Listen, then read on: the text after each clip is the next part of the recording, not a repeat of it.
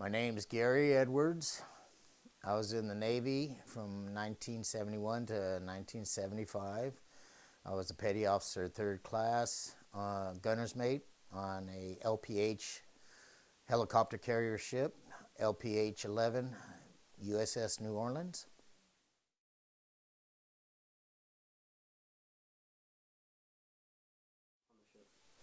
As a gunner's mate, we maintained the guns. That was small arms up to our anti-aircraft weapons. My responsibility was to make sure that they're working, functional. We also shot our guns, our cannons. We were on some operations where, gunfire was exchanged between the enemy and us. We basically wanted to make sure that our ship was a flagship, which means we had the admiral on it. So we were protected with other ships, but that's what we did mostly.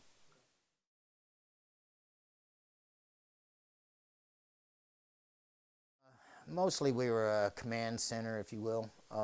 We did get involved in some operations, but mostly the command ship would direct the other ships and where to go, what to do, that kind of stuff. We also carried 5,000 Marines on our ship.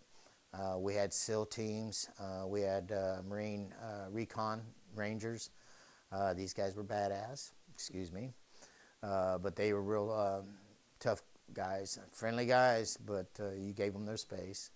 What we would do is we would send them over into Vietnam, drop them off for a week, 2 weeks, whatever time period was needed. They'd go over and, their camouflage, come back muddy and bloody. So we knew that they were over there doing, their job.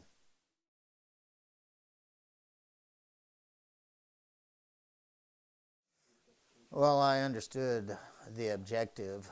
We were there to stop communism. Uh, did I agree with the way the war was going? No. I was there doing my duty, so others could be free.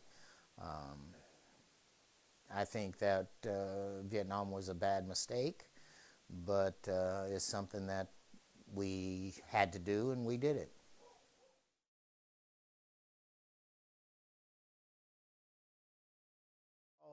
We were about 10 miles off the coast, between 5 and 10 miles. At night, we would see bombers going over, fighter planes, then we'd see the explosions, that kind of stuff.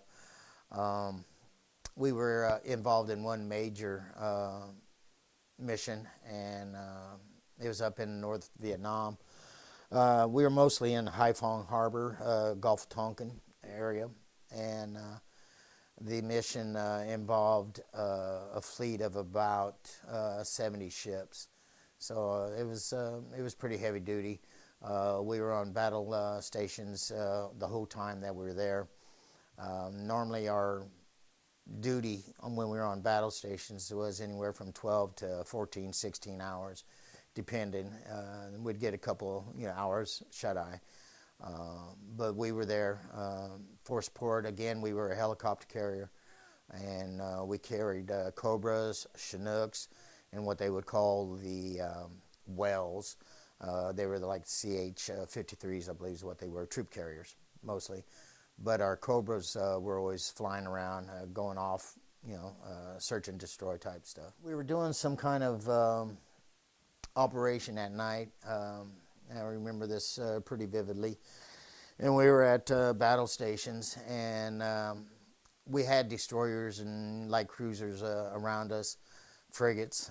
So they kind of protected our ship because of being a flagship. We were on battle stations, and next thing we know, there's gunfire coming from the ship to our right. I was on aft gunner, so we had our cannons pointed towards the end of the ship, and cannon fire came from the other ship, and a big explosion in the sky. So they downed a MiG, that was flying over. That was probably one of the more scarier things. Being in the Navy and being offshore, you really didn't see hands-on type stuff. But that was it kind of woke you up to let you know, hey, you're in a war here. You have people that are trying to kill you. Were they after our ship? I don't know. All I know is that the ship to our right fired and shot a MiG out of the sky. So, which I'm very thankful for that.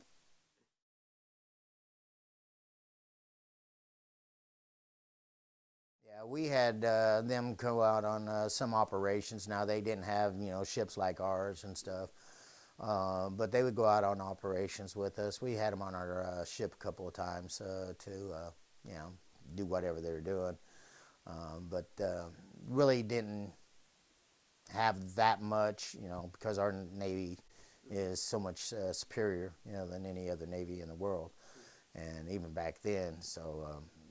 Yeah, but they had interacted with us a couple of times.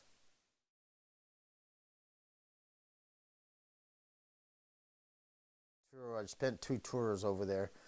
Um, my first one was in 1972, and my last one was at the end of the war. A little story about the end of the war when I was there. Um, Being a gunner's mate, we worked on our guns, did that kind of stuff. Once the war was over, we were directed not to move our guns, lower them, raise them, turn them, do anything.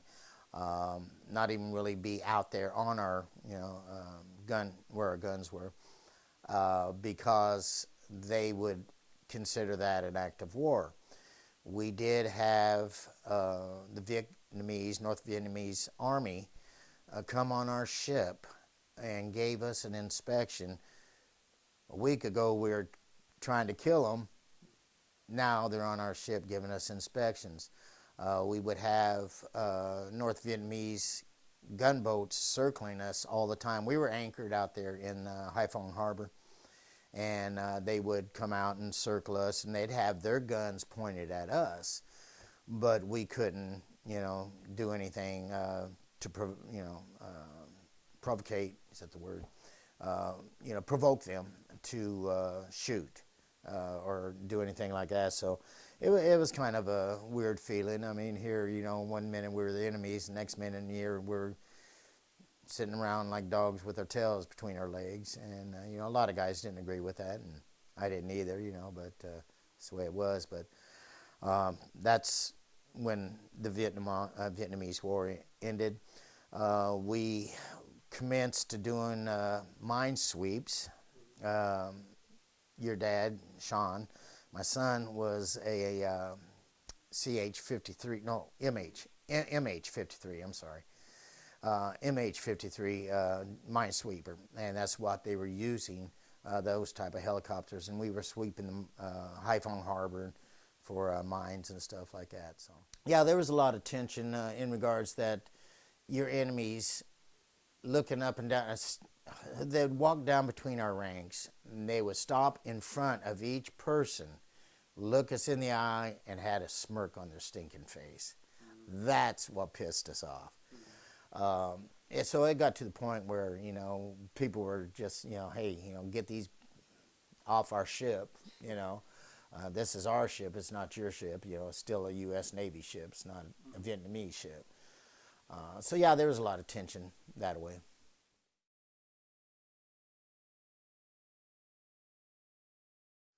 We stayed up there about another 60 days because we were tasked with sweeping out the mines for mines throughout the harbor and stuff like that. So we were out there for quite a while. Came back, I believe it was at the end of 74, if I'm correct. Yeah, and then I got out in 75.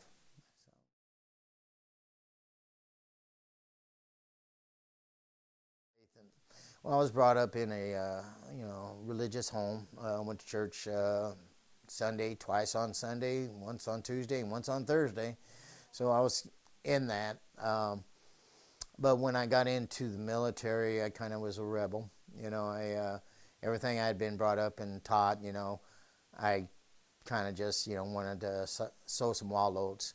But if the faith factor of it is that I always knew if it got to that point where I had to ask God for protection, I knew how to do that.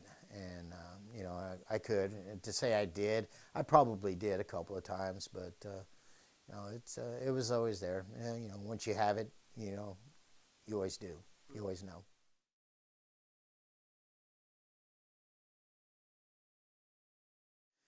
Well, it did give me uh, more discipline. Um, I didn't really use it that much, but it gave me a sense of leadership and how to be disciplined, how to do the job, finish the job, do the best you can at what you were doing, no matter what it was, and just work hard. And you know, so it gave me. I became more mature, if you will, and went in as a 17-year-old kid and came out as a 21-year-old man. So it helped me grow.